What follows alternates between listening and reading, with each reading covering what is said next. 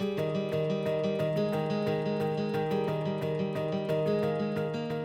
land use plan is a tool used by local governments to help guide decisions in the future. It's usually made up of a map as well as some recommendations that the community develops as to how they see themselves growing in the future. The plan kind of serves as a roadmap for the community as it looks at how it's going to make decisions and policies and use its resources in the future.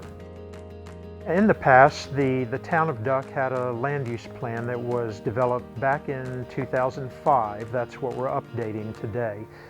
And the plan really set forth a community that has at its core a coastal village environment, a lot of the commercial uses there, and the rest of the town is arranged for mostly residential development purposes. Some of the other issues that have been brought up in previous plan included things like dealing with stormwater management. Providing public access to water is really one of the main reasons why the town initiated its project to develop the Soundside Boardwalk in phases over time. But that was all based in recommendations from that land use plan. The plan also looks at the residential areas of the community, really focusing on maintaining the existing character and density of those. Those are recommendations we're seeing coming out of the process.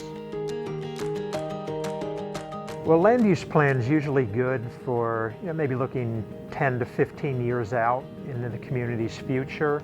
It was about time for the town officials to revisit what was in that plan, see if there are still things that are valid today or if there are things that they want to change as they look at the future of the community. So the town's land use plan is very similar to what you'll find in most communities throughout the North Carolina and the country. So we have a similar process that involves gathering a lot of public input. So the town's going about that in several different ways.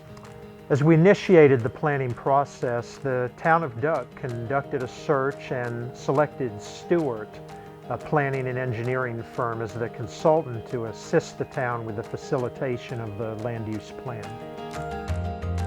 It's been a while since Duck's last comprehensive plan update, a little more than 10 years, I believe, and they've accomplished a lot in that time period. So it was time to check back in with the community and see what's on their mind and bring people together and have them discuss their perspectives and what's worked and what hasn't worked and what needs a little bit more work.